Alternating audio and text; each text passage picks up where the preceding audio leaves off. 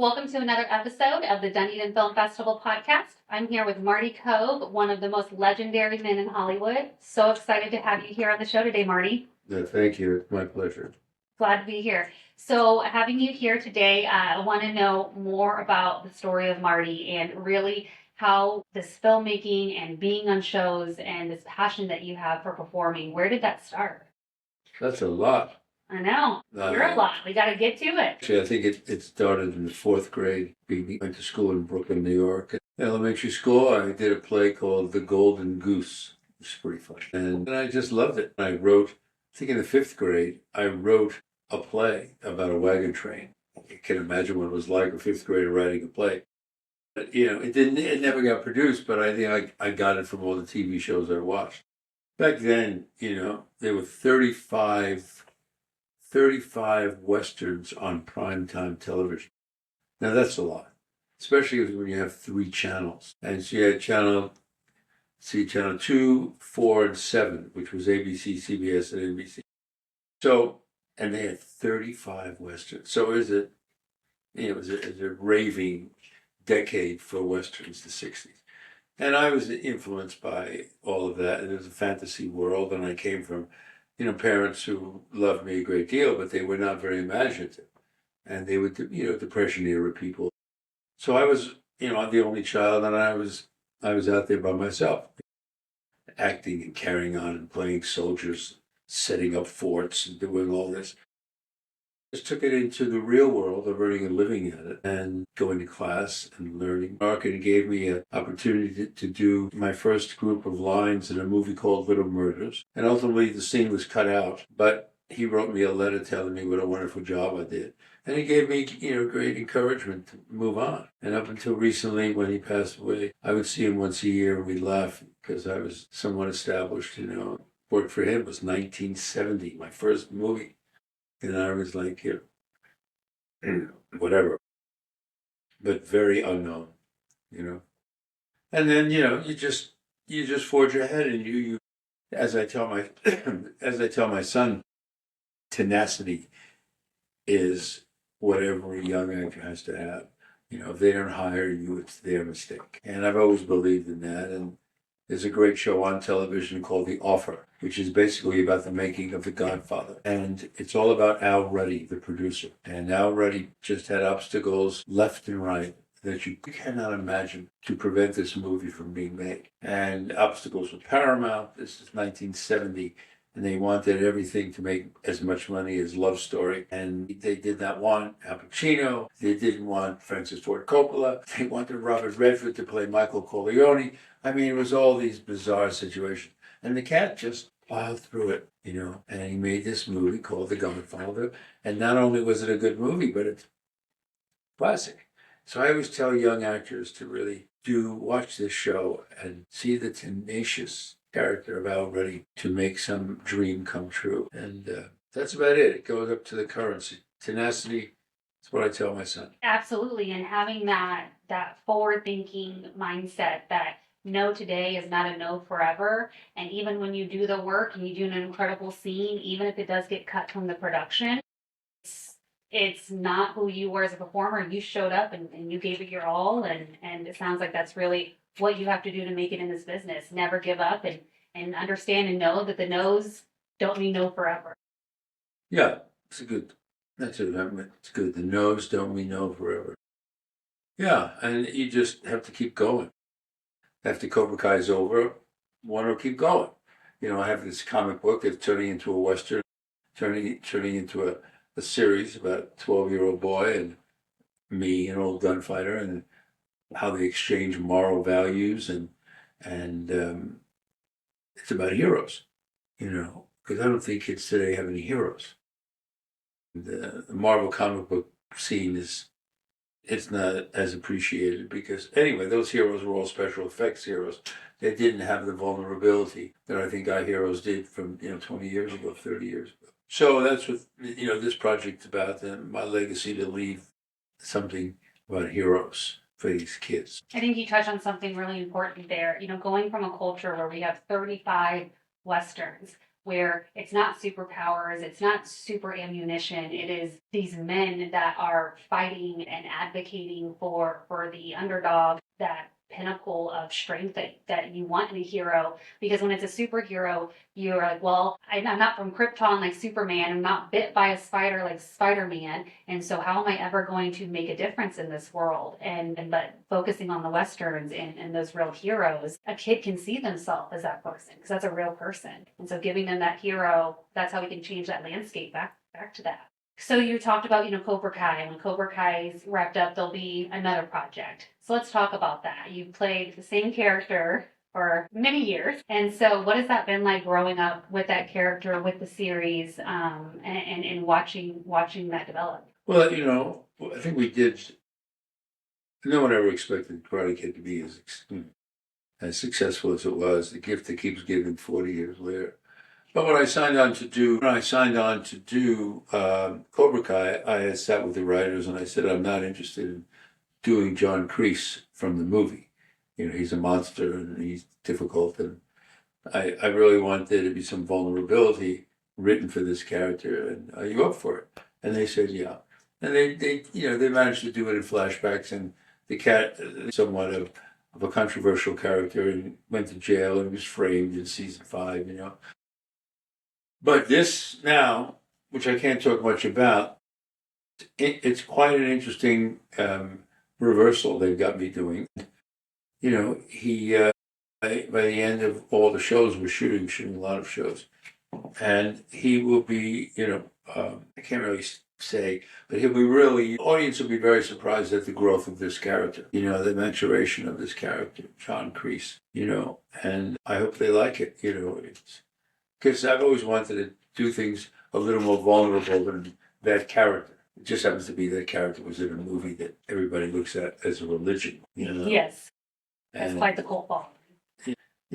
It's always fascinating because you look at great movies that don't get this kind of run, like Lion in Winter with Katharine Hepburn and Peter O'Toole. Every other line is brilliant. Every other line is absolutely classic.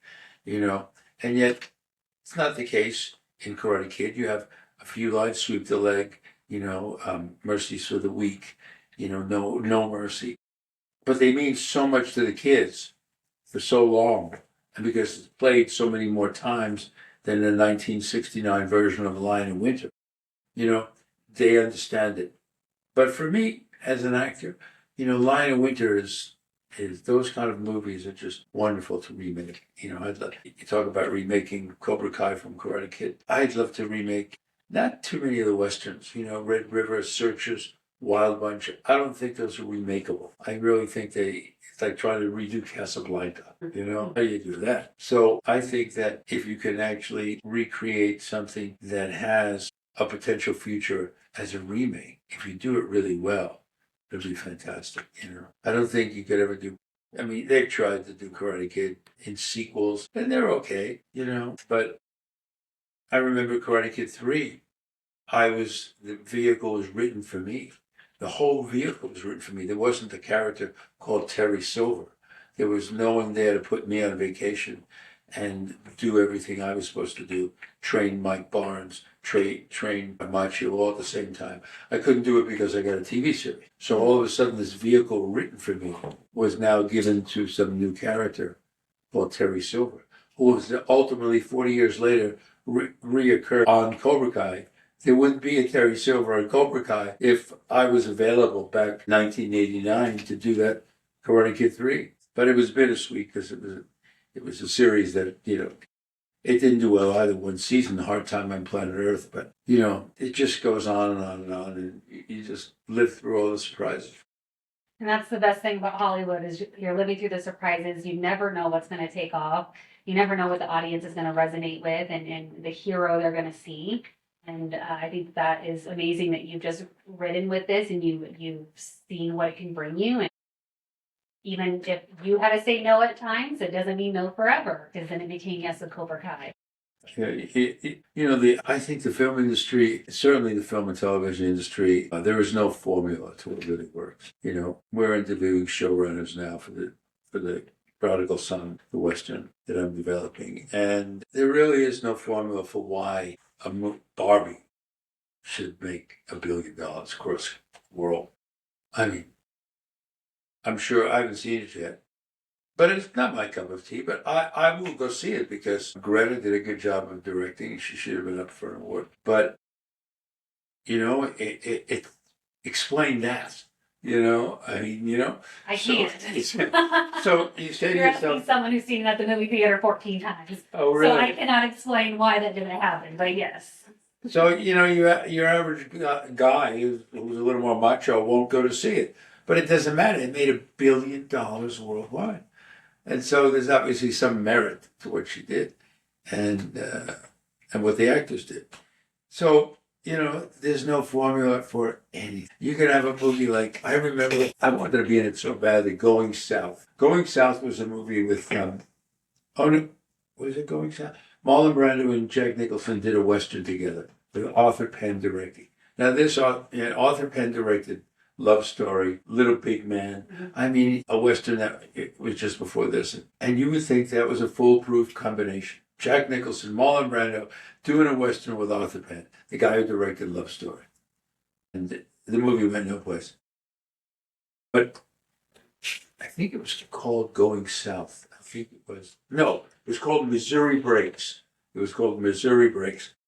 And I love watching Brando. I love watching Jack Nicholson, but the movie wasn't very good. You'd think, why wasn't it any good? You had great actors and good story and good director. And it's just probably their egos didn't work because they knew each other. They don't live far from each other. But who knows? Things don't work in certain areas and you cannot conceive of them in that direction when you think you have all the elements that are perfect. Just in the garment center, the diamond business, all these other areas, you cover things properly with the cotton and the pattern and this and that, and you get fine diamonds from the South Africa, in South Africa in the mines, you get the right diamonds. But that constitutes success. The right elements in a movie don't necessarily constitute success. That's the challenge of it all. You can never fully cover the spread. And that's the big thing with it. No. So thinking about the magic and the formula that it takes to make a movie, when you think about making a movie here in Florida and especially Dunedin and A Taste of Love, which is what you're here promoting at the Dunedin International Film Festival, it sounds like a pretty good formula here that you have. You got a beautiful location, talented performers, amazing town that's embraced you guys. Tell me what it was like to film here in Dunedin. Well, the producer called me up, we go to the Hole in the Wall ride where Butch Cassidy and Sundance Kid used to hide out. So it's a place in Casey, Wyoming. And every year we go out for 5 days in chaps and dusters and we live out the Western Heritage. And so this fellow was a producer. He did Rough Riders. He did lots of movies. I worked with him before named Lincoln Lagerson. And he said, come and play. And I said, well, I'm moving to Nashville. And he says, no, just give it 2 weeks. And so I went. I came down here and it was lovely. It really was lovely. And the people were so nice. And at that time I had a relationship with my ex-girlfriend Mary and she lived in Clearwater. So it was really nice to have her there and I got her a part as an extra. Everything was sweet town. Everybody was so kind. Stayed at the Fenway, which I'm at now and I love it. Same room. I got the same room.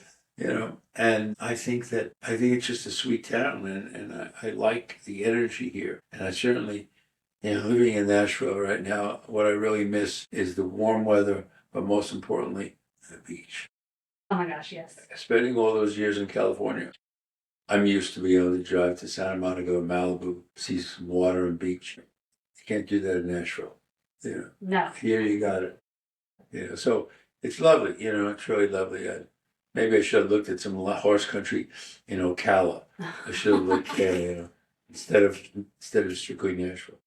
But in short, this state has great potential because we shot this Western in December in Parrish, Florida, in an old Western town. And this fellow built this old town and it was fantastic. And it was like right out of McCabe and Mrs. Miller. It was like all the wood. It's as if what were put together yesterday in the cabin and they didn't have time to shear off the bark. It was so rustic and human and real. that, it was a great town to make this movie. And the movie stars my son Jesse, and I just, I have a co-starring role in it. But the bottom line was, it's about making a deal with the devil. It's very well written, and it's really well shot. I'm excited to see it. I know that I get a little taste, a little teaser of it. And so I cannot wait to see that and see where that movie goes and everything that you guys are doing here in Florida. It sounds like definitely filmmaking in Florida is not making a deal with the devil, and it sounds like almost paradise to film out here. And I'm so excited that you're bringing that recognition. You and Jesse are working hard for people to see the opportunity to film in Florida. So let's talk a little bit more about the fun sides of what you do. During some time through COVID, you started doing a podcast with your kids, Kicking It with the Coves. What was that like? How was that experience for you? Well, Kicking It with the Coves was a podcast for an organization in Los Angeles. And Podcast One, I think was it was called. And they wanted to have Cobra Kai guests all the time. So we had everybody from Cobra Kai on, and eventually we wanted to diversify and have coaches from different teams, college teams in Los Angeles, and they had different points of view about teaching the students versus my character in Cobra Kai, John Kreese, and talking about it, really seeing what works, what doesn't work in real current events. And so my daughter would bring, psychologists and all that in. And somehow the people there didn't really want that. They wanted celebrities only and nonsense, So we just, after about 15 shows, we kind of stopped. But the kids were great. It was so good to see, I have twins, and it's so good to see both of them just devil may care and as articulate as possible, spewing information that I didn't even know they possessed. Like radio commentators, like Walter Cronkite. My kids were like, Walter Cronkite. And I was so proud because they were articulate, actual, and very gregarious, and not at all concerned or shy about being on the radio.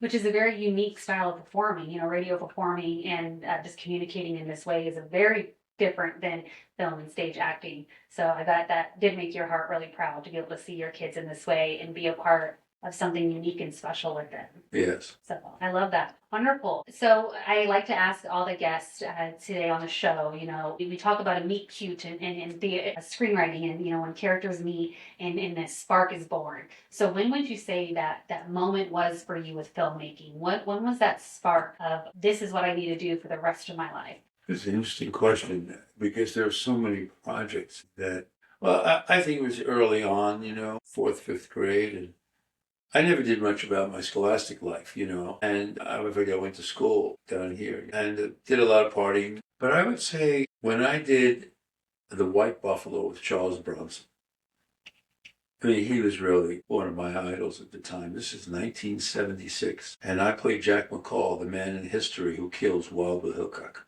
4 years later. And it was just a scene at the bar, and it, oddly enough, also got cut out. Other things I did in the movie didn't. But the interesting thing with Charlie Bronson was I would chat with him, and he didn't want to chat with anybody. But I never came on to him. I didn't say, sign this picture, sign that picture. I would bring in these 8x10s from different movies he did. Magnificent Seven, When Hell Broke Loose, a couple of others. And I would show him the pictures. I never would ask him to sign them. 8x10s, they were their production shots. And he says, well, I was real ugly here. I said, you weren't ugly, Charlie. And we had a great conversation. So he really liked me. And when we finished the movie, because the movie was written well and it was good, the director was the man who directed a movie that I loved as a kid, The Guns of Navarone with Gregory Peck and Anthony Quinn. And this movie was made in 1961. But this director, J. Lee Thompson, he directed Taras Bulba, which was a movie with Yul Brynner about the Cossacks. And, he was a formidable director working with him. But I gave Charlie, when we wrapped, those old gunfighter books, that, those brown books that Time Life put out at one time. Gunfighters, Great Chiefs, Railroads. And I gave him the gunfighter issue. And I took a picture that we had taken at the bar. And it was a really good photograph. And I put it inside and I say, we as actors, those gunfighters had nothing over us. as far as challenges go. We're always challenged as actors. And he loved it. So that was like 1976, I gave it to him. 3-4 months ago, I'm doing a Zoom for a friend of mine who's a photographer. And the girl there says, oh, by the way, I think it was Charlie's daughter or Charlie's niece. She's, Charlie Bronson was my uncle. I don't remember what she said. And I said, oh, really? She said, yes. And that brown cowboy book from Time Life that you gave him back in 1976 was one of his pride, it makes me cry to think about it, was one of his pride possessions. And I have it. He left it to me. And I'm doing this Zoom with this girl, talking about tenacity, things you and I talked about. And I started crying. Just, Charlie Bronson's favorite show was Cagney and Lacey. You go figure that one, And there's a guy who was got so much action. I bumped into him probably 1989, 13 years after he did the movie. I said, Charlie, you remember me from White Buffalo? He says, yeah, I remember you. You're still doing that series with them girls. I said, wow, you mean Cagney and Lacey? She said, yes, my favorite show. Go figure that. Charles Bronson's favorite show is about two women who do no action whatsoever, but the show is great. It's all very well done. That one probably should be on now with having an easier time than it did in 1982. It was a great show.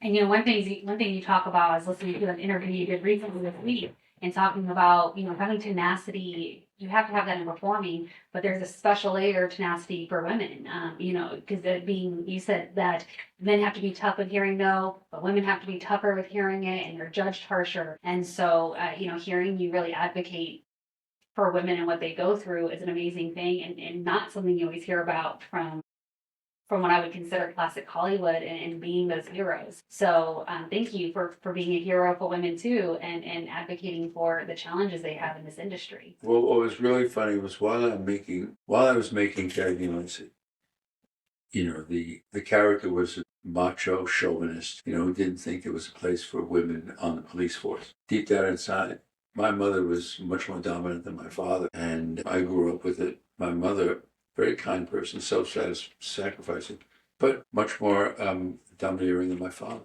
And I always felt, for the 6 years I did that show, contrary to Victor Becky, the character's name, I always felt that a woman could do everything a man could do. I always felt that. I never could really share that in the press very much, because people like to believe, you're the character, But I always felt that. And it's not even a matter of championing for me. It's a matter that, it's just that you choose the best person for the job.